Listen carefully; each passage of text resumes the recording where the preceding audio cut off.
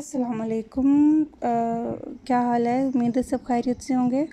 ہم دیکھتے ہیں سورہ بقرہ کا، ہم دیکھیں گے آج 31واں رکوع ہے اور آیت ہے 236۔ جی ہاں، اعوذ باللہ من الشیطان الرجیم، بسم اللہ الرحمن الرحیم۔ لا جناح، نہیں کوئی گناہ، علیکم تم پر، ان طلقتم النساء، اگر طلاق دے دیا تم نے، طلاق دے دو تم عورتوں کو، ما لم، نہیں جن کو، تمسوہن، تم نے چھوا ان کو، او تفریضو، یا تم نے مقرر کیا، لہن ان کے لیے، فریضتاً کوئی مہر، حق مہر،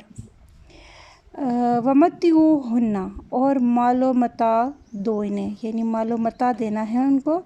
علی الموسع، اوپر وسعت والے کے یعنی امیر شخص کے، قدرہ، اس کی قدرت کے مطابق، وعلی المقتر، اور اوپر تنگ دست کے، قدرہ، اس کی وسعت کے مطابق یا اس کی قدرت کے مطابق، متاعا بالمعروف، فائدہ پہنچانا ہے ساتھ بھلے طریقے کے، حقاً علی المحسنین، یہ حق ہے، لازم ہے اوپر احسان کرنے والوں کے، نیکی کرنے والوں کے۔ یہاں پر طلاق کا ایک اور جو ہے مسئلہ آ رہا ہے کہ ایسی عورتیں جن سے آپ کا نکاح ہوا لیکن آپ نے جو ہے آپ ان کو وہ جو ہے عموماً یہ کہ رخصتی نہیں ہوئی، یا جن کو آپ نے نہیں چھوا، قرآن کے جو الفاظ ہیں ان کے مطابق جن کو آپ نے نہیں چھوا لیکن آپ ان کا اگر مہر مقرر کر چکے ہو تو آپ ان کو مال و متاع دے کر ان کو آپ چھوڑ سکتے ہو، ٹھیک ہے نا۔ اس پر آپ کو ان کو مال و متاع دے کر چھوڑنے میں آپ پر گناہ نہیں ہے۔ جو امیر شخص ہے وہ اپنی وسعت کے مطابق دے، اور جو تنگ دست ہے وہ اپنی وسعت کے مطابق دے، لیکن ان کو فائدہ پہنچائے، اس لیے کیونکہ یہ ایک ایسا مسئلہ ہے جس میں عورت سفر کرتی ہے ہمارے معاشرے میں، یا کوئی بھی معاشرہ ہو اس میں یہ بڑی ایشو لوگ بنا دیتے ہیں کہ بھئی رخصتی سے پہلے طلاق ہو گئی یا پتہ نہیں کیا مسئلہ ہو گیا جو چھوڑ دیا، تو ایسے میں اس عورت کو آپ احسن طریقے سے اچھا مال و متاع دے کر آپ اسے چھوڑیں تاکہ اس کے لیے مسائل کم سے کم ہو سکیں۔ وَإِن طَلَّقْتُمُوهُنَّ، اور اگر طلاق دے دو تم ان کو، من قبلی، اس سے پہلے، ان تمسوہن، یہ کہ تم نے چھوا انہیں، وقد فرضتم، اور تحقیق مقرر کر دیا تھا تم نے، لہن ان عورتوں کے لیے، فریضتاً، لہن ان عورتوں کے لیے، فریضتاً کوئی مہر، فنصف ما فرضتم، تو آدھا ہے جو تم نے فرض کیا یا تم مقرر کر چکے تھے، الا ان یعفونا، مگر یہ کہ معاف کر دیں، عفو سے یہ لفظ بھی، یعفونا وہ عورتیں معاف کر دیں، جو نون ہے یہ عورت جنس کی طرف اشارہ ہے، یہ فیمیل کی، کہ اس عورت کا ذکر ہو رہا ہے کہ وہ عورت معاف کر دے، او یعفو، یا معاف کر دے، الذی، وہ جس کے، بیدہ عقدۃ النکاح، جس کے ہاتھ میں ہے گرہ نکاح کی۔ یہ بیدہ عقدۃ النکاح سے مراد وہ شخص ہے جو آپ کا جو ولی ہوتا ہے نکاح کا، ٹھیک ہے نا، جیسے لڑکی کا باپ یا بھائی، ٹھیک ہے، جس نے نکاح کی کرایا ہوتا ہے یا جو گواہ ہوتا ہے اس نکاح کا، والی ہوتا ہے، وہ معاف کر دے اس مہر کو۔ ان تعفو، اور یہ کہ معاف کر دو تم، اقرب للتقوی، یہ زیادہ قریب ہے تقوی کے، متقین کے لیے، للتقوی یہ زیادہ قریب ہے متقین کے لیے، ولا، اور نہ، تنسوا الفضل، تم بھولو فضل کو، بینکم آپس میں، ان اللہ بما تعملون بصیر، ان اللہ بے شک اللہ، بما اس کو، جو تعملون تم عمل کرتے ہو، بصیر خوب دیکھنے والا ہے۔ یہاں پہ اللہ تعالیٰ فرما رہے ہیں کہ جو ہے ان کو جو جن کا جن کا نکاح ہوتا ہے اور ایسے پہلے کہ آپ نے انہیں ہاتھ لگایا آپ انہیں چھوڑ دیتے ہو، طلاق دے دیتے ہو، لیکن جو آپ نے مہر مقرر کیا ہے اس کا جو ہے آدھا ہے وہ آپ واپس لے سکتے ہو، یا آدھا، کم از کم آدھا ضرور ان عورتوں کو دینا ہے لازمی، یعنی کہ وہ آدھا جو ہے پورا مہر تو واپس لے ہی نہیں سکتے اگر مرد طلاق دے، تو جس نے نہیں چھوا وہ آدھا مہر واپس لے سکتا ہے، لیکن اگر وہ عورت معاف کر دے یا اس کے ولی معاف کر دیں یا جو ہے وہ بندہ ہے وہ معاف کر دے، چھوڑ دے، دے دے اس کو، تو یہ ساری باتیں جو ہے وہ زیادہ قریب ہیں، مختلف حالات کے مطابق ہے کہ اگر جو ہے بندہ صاحب اقتدار ہے تو وہ بے شک معاف کر دے، وہ اسے واپس ہی نہ لے، آدھا کیا کچھ بھی نہ واپس لے، یا اگر عورت حیثیت والی ہے یا عورت والے حیثیت والے ہیں تو وہ مرد کو جو ہے معاف کر دیں، اس کو دے دیں، اس کو سارا واپس اس کا مال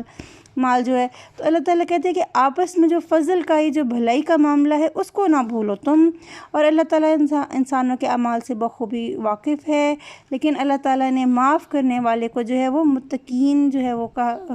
قرار دیا ہے، کہ جو معاف کر دینے والے ہیں وہ لوگ ہوتے ہیں جو تقوی اختیار کرتے ہیں۔ حافظو، حفاظت کرو، علی الصلواتی، اوپر اپنی نمازوں کے، والصلاۃ الوسطیٰ، اور نماز وسطیٰ کے، وقومو، اور کھڑے ہو جاؤ یا قائم ہو جاؤ، للہ، اللہ کے لیے، قانتین، فرما بردار بن کر۔ یہاں پہ اللہ تعالیٰ نماز کی حفاظت کا حکم دے رہے ہیں کہ اللہ اپنی نماز کی حفاظت کرو۔ نماز کی حفاظت جو ہے یہ ایک بہت سینسٹیو معاملہ ہے۔ سب سے پہلے اس میں بات آتی ہے کہ نماز کو قائم کرنا، کہ آپ نے نماز باقاعدگی سے پڑھنی ہے۔ اس کے بعد پھر یہ اور دوسری حفاظت کا معاملہ ہے کہ آپ نماز واقعی ایسے پڑھو کہ جیسے آپ اللہ سے مخاطب ہو، کہ اللہ تعالیٰ کہتے ہیں کہ جب میرا بندہ نماز پڑھتا ہے تو اس کے میرے درمیان کوئی پردہ نہیں ہوتا ہے، کہ جب بندہ الحمدللہ رب العالمین پڑھتا ہے تو اللہ تعالیٰ فرماتے ہیں میرے بندے نے میری تعریف کی۔ تو یہ نماز جو ہے یہ ایک ڈائریکٹ آپ ہم کلام ہوتے ہو اللہ تعالیٰ سے اس وقت آپ، تو اس کو جو ہے اس کو واقعی ایسا سمجھ کر ادا کریں، اس کی حفاظت کریں۔ حفاظت سے مراد یہ نہیں کہ جائے نماز سے اٹھے اور پھر اپنے دنیاوی کاموں میں اور غلط کاموں میں اور جھوٹ میں اور دھوکہ دہی میں اور دوسروں کی جو ہے وہ حق تلفی میں لگے، ظلم کرنے میں لگے۔ نہیں، آپ اپنے ذہن میں رکھو کہ آپ اللہ کے حضور پیش ہو کر آئے اور آپ نے پھر تھوڑی دیر بعد پھر اللہ کے حضور پیش ہونا ہے۔ یہ حفاظت ہے نماز کی۔ جیسے بڑی ایک مشہور جو ہے حدیث ہے کہ ان الصلاۃ تنہی عن الفحشاء والمنکر، میرے خیال یہ حدیث ہے، یہ قرآن کی آیت ہے، بہرحال یہ جو ہے میں کنفرم کر دوں گی، لیکن یہ کہ اس میں حکم ہے کہ بے شک جو نماز ہے وہ روکتی ہے فحاشی سے اور برائی سے، قرآن کی آیت ہے یہ کہ ان الصلاۃ، بے شک نماز تنہا جو ہے روکتی ہے فحاشی سے اور برائی سے۔ تو ایسا شخص جس کو اس کی نماز فحاشی اور برائی سے نہ روکے، اس کا مطلب ہے کہ وہ نماز نہیں پڑھ رہا، وہ اس نے اس بات کو شعور ہی نہیں ہے اس بندے کو کہ وہ اللہ کے قریب سے ہو کے آیا یا اللہ کے حضور پیش ہو کے آیا، اگر اس نے پھر برائیوں اور فحاشی کے کاموں میں لگ جانا ہے تو اللہ تعالیٰ نے، اور یہاں پہ خاص طور پر صلاۃ الوسطیٰ کو جو ہے اس کی حفاظت کا حکم ہوا ہے۔ جو صلاۃ الوسطیٰ ہے اس پہ بہت لمبی بحث ہے ابن کثیر میں تو، لیکن اس میں جو سب سے مستند جو رائے ہے، ایون حضرت عائشہ صدیقہ رضی اللہ تعالیٰ عنہ کی بھی جو رائے ہے کہ وہ صلاۃ الوسطیٰ جو ہے وہ عصر کی نماز ہے، اور اس کا اجر کہتے ہیں دگنا ہوتا ہے، اور اس کے بارے میں حدیث ہے کہ جس نے صلاۃ الوسطیٰ ضائع کر دی، عصر کی نماز ضائع کر دی، اس نے اپنے سارے اعمال ضائع کر دیے۔ تو اس نماز کی جو حفاظت ہے عصر کے وقت کی، اس کی خاص طور پہ حکم قرآن پاک میں ہے۔ فَإِنْ خِفْتُمْ فَرِجَالًا، پھر اگر خوف ہو تم کو، فَرِجَالًا تو پیدل ہی، او رُكْبَانًا یا سوار ہو کر، فَإِذَا أَمِنْتُمْ پس جب امن میں آ جاؤ تم، فَاذْكُرُوا اللَّهَ تو ذکر کرو اللہ کا، یہ یاد کرو اللہ کو، کما علمکم جیسا کہ اس نے سکھایا تم کو، ما لم تکونوا جو نہیں تھے تم، تعلمون تم جانتے، کہ یہاں پہ نماز کی بات ہو رہی ہے۔ پھر اللہ فرما رہے ہیں کہ اگر تمہیں خوف ہو تو، چونکہ وہ جو وقت تھا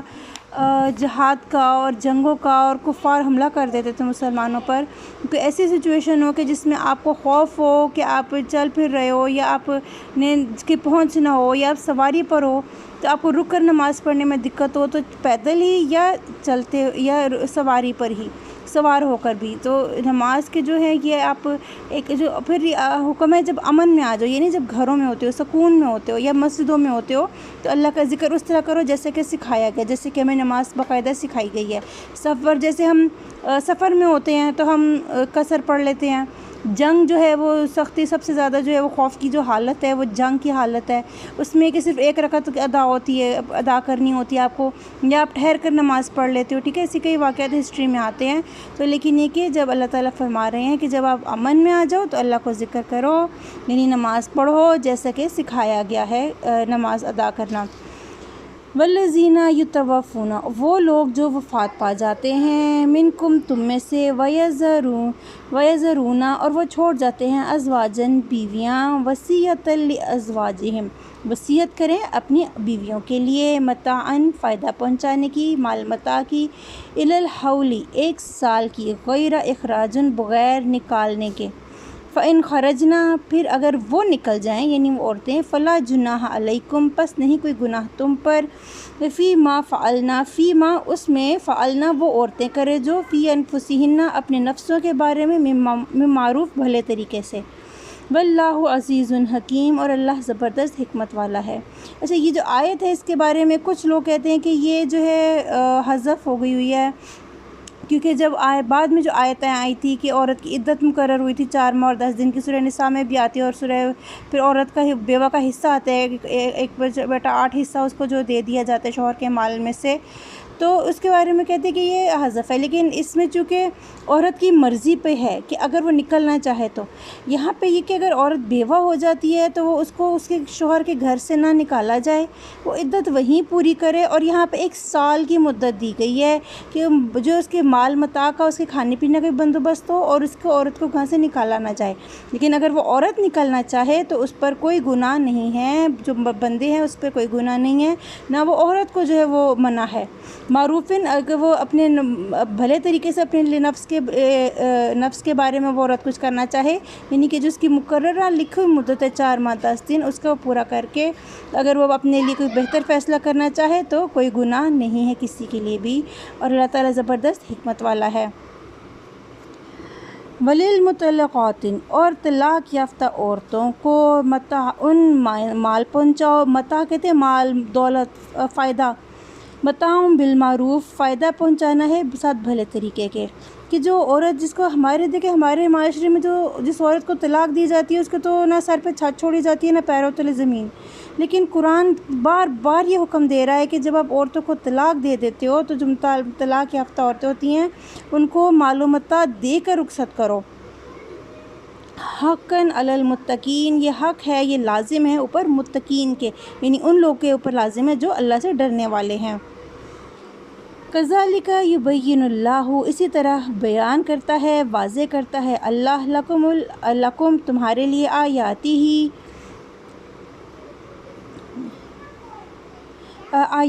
اپنی آیات، لعلکم تعقلون تاکہ تم عقل سے کام لو، کہ اسی طرح مثالوں کے ساتھ اور اسی طرح احکام دے کر اللہ تعالیٰ اپنی آیات اور نشانیاں واضح فرماتے ہیں تاکہ ہم جو اس کو قرآن پاک کو صحیح معنوں میں سمجھ سکے۔ اللہ تعالیٰ ہمیں صحیح معنوں میں اس قرآن پاک کو سمجھنے کی توفیق عطا فرمائے اور ہمیں اس کے احکام کو فالو کرنے کی توفیق عطا فرمائے۔ اپنا خیال رکھیے گا، جزاک اللہ خیر، اللہ حافظ۔